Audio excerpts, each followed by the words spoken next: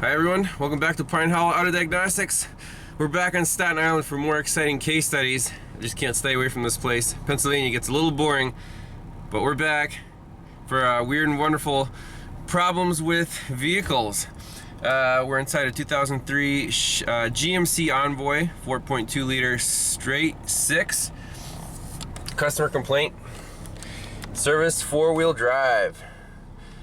Alright.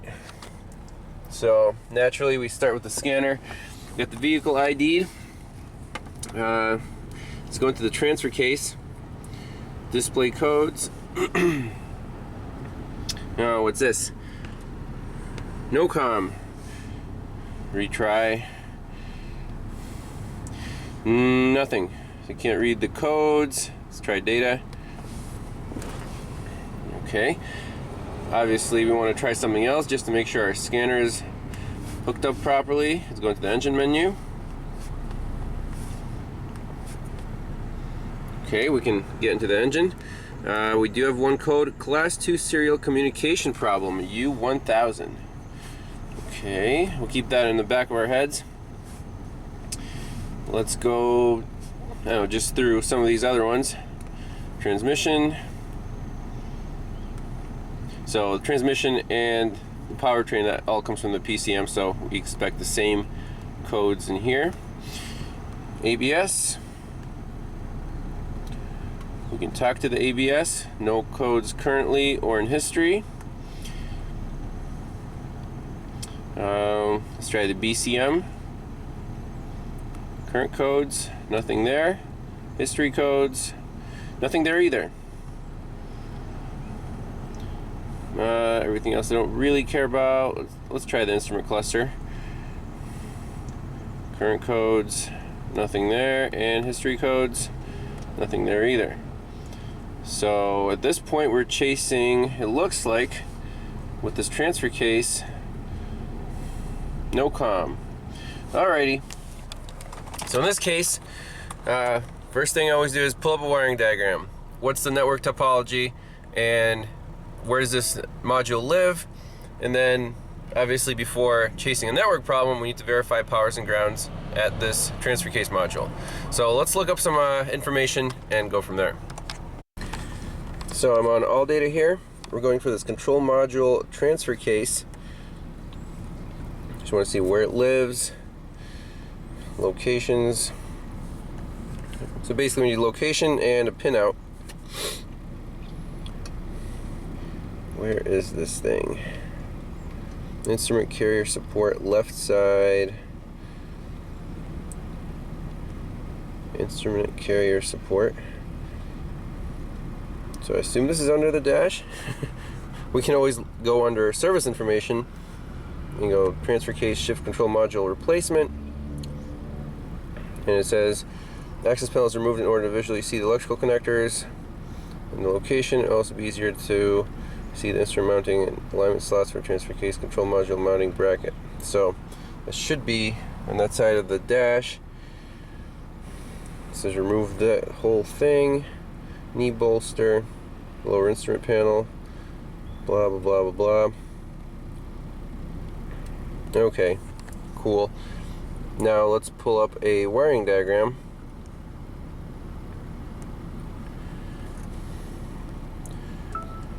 I just find it easier to go to BBB Industries at this point. I mean, we could go to all data, but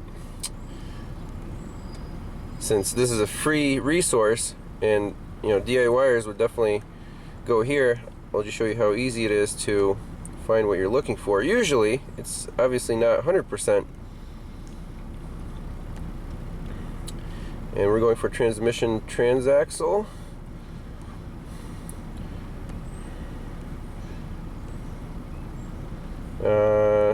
It might not be under transmission, it might be under drivetrain.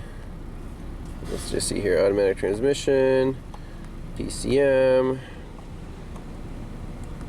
Okay, so that does not have anything to do with our transfer case. I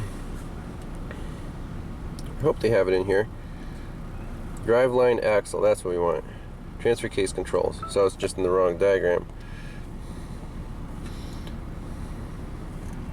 Alrighty, transfer case, shift control module. That's what we're after. And right here we see, zoom in a little bit, battery positive voltage, ATC fuse B 25 amp. We could jump under the hood, check that fuse. And let's see, class 2 serial data right there. And the ground is at G201 and G102, so 2 separate grounds. Yeah, that's all we have to do at this point. G201 there, and let's see what else we got here.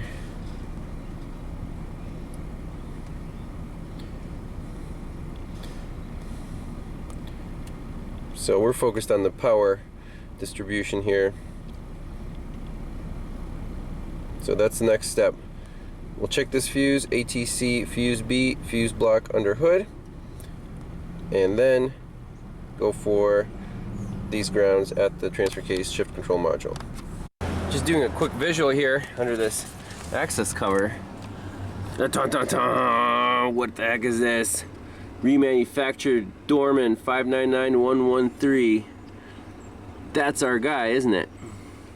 Got 2 blacks, a red and an orange on connector 1. Let's see if that matches our diagram. I think that should be our transfer case module, right? B6, C3, C1, C2. Well, orange is battery, positive voltage. It does have 3 connectors. Let's see, orange.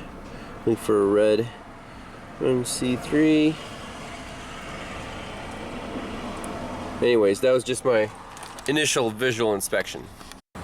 Alright, so I got the knee bolster off. The transfer case module is hanging down where we can easily do wiring checks. First thing I want to do is check for battery positive voltage on connector C3, pin B. It's an orange wire, the thick orange wire, and also the main ground, C3 pin A. That's G201. So all we need to do is jump a test light from orange to black. Pins A and B. There's orange and black. I got the 4 amp test light connected here, and jump that. Nice bright lights. Powers and grounds check out. So let's see what else we can look at here. There should be another ground at G102 on B. Looks like B8 black and white wire. And I think it's that guy right there. Let me get that opened up a little bit and we'll do the same check with the test light. Okay, so we're going after this second ground to G102. It is on connector C1, pin B8. Connector C1 is right here. Second row is B, and pin 8, the right lower corner there, is the black and white wire. Now the test lights, now I connected the other lower filament, so we'll draw 1 amp here since, you know, it's a thinner wire, so there's no point with loading it with like 5 amps. So check our test light again across the orange and black. Oh, let's set up a tripod, why not? There, but people won't fuss about the shaky camera, right? So there's orange and black, so we have our Christmas lights. There, you can see those light up. Now we're going from the orange to this black and white over here, and that is also a good ground. So powers and grounds are good. So we've checked this orange wire, this fat black wire, and this skinny black and white wire. Now we have to check the class 2 serial data wire, since we had a no-com with the PCM, right? So dark green and white, C1, A1, that's dark green and white. Okay, perfect. That's the upper left corner on connector C1. Let's connect our scope. So for this, we need a scope. You could check resistances, I guess, from here to, there might be a splice pack somewhere, like it says in the diagram, data link communications. So we can go to the actual diagram, but let's just put a scope on here and make sure we have some kind of signal, like it's, you know, trying to talk. Okay, I got the scope hooked up to our dark green and white COM wire on the transfer case module. I also pulled up a diagram of the entire network here. It's a class 2 network, just one wire on pin 2 of the DLC, and our transfer case shift module is right here, and our splice pack SP205 is the guy that we see on the kick panel, and everything's on here, the PCM, EBCM, airbags, everything. And we had communication with all the, you know, all the other units on the network, so we're just going after this transfer case module. So when I turn the key on, we should see some activity. And the key is, where's my key? Just a sec. Alrighty, key on. And we don't see any real activity. Key off. In this case, I just want to get another channel and hook up to one of these other points on the network, and just verify that we have, you know, what a known good signal should be. Since this is a one wire network and all the wires are connected to the splice pack, we can pick any other point on this network, even at the DLC, and we should see identical signals on, you know, both channels. And it always pays to verify your scope if you're not sure of your reading. Black is connected to ground. Let's just connect the positive lead to the orange wire, and sure enough, we have 12 volts. If we disconnect that, we'll drop to 0. So let's reconnect this to the COM wire, right in there. Now we're actually seeing something now. That's interesting.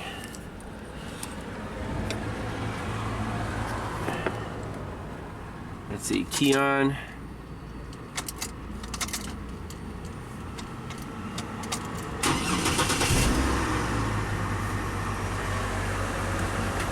Make sure your connections are good. Now these back probes maybe are not the best thing to use in this case. Okay, there we go. So let's zoom in on these signals and set up a trigger.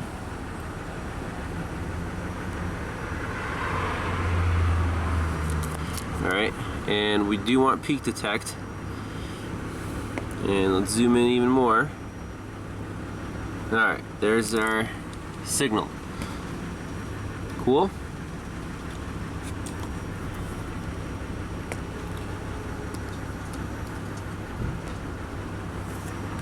Not bad. We can unplug this whole connector and see if the signal changes at all.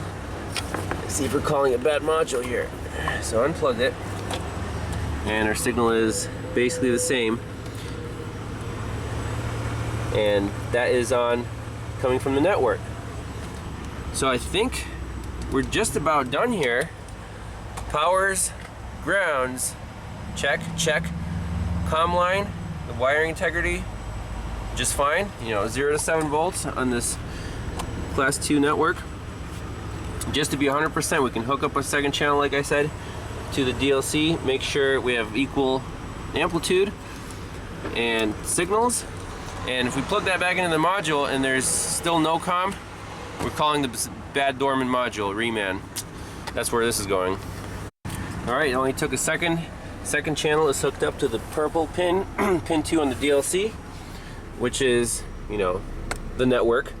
serial network, and our signals are identical. The amplitude is identical with the module. Well, that's with the module unplugged. Now we'll plug this guy back in. If we can get the connector in there. Plugged in, absolutely no change. This module is dead in the water.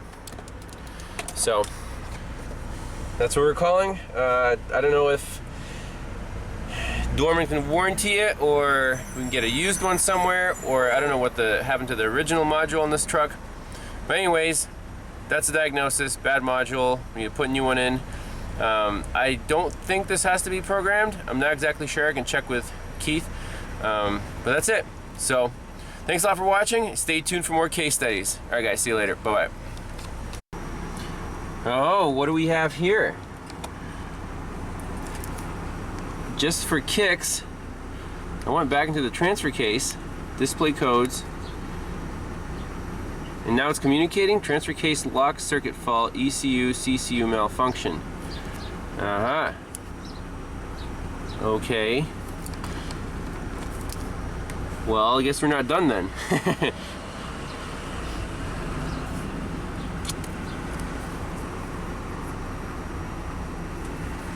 Wow.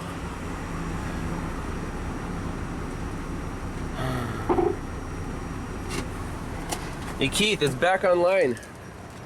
Oh yeah? Yeah. You unplugged it and plugged it back in? Yeah. Huh. Dormant at its best, huh? That's right. So what was actually the problem though? Is it dormant or is it something is it does have a couple resetting? not exactly sure. Let's see. It does have a couple codes in it. There is a transfer case lock circuit fault and a ECU CCU malfunction. After the communication was restored. So what you're saying is maybe it saw a high amperage and it actually went into that mode where it locked up? Could be. So, yeah. Then we have to diagnose these codes while it's still alive. Yep. In the meantime, I'm going to get you another one of those Dormans as a warranty issue and okay. just simply to give it a try. All right.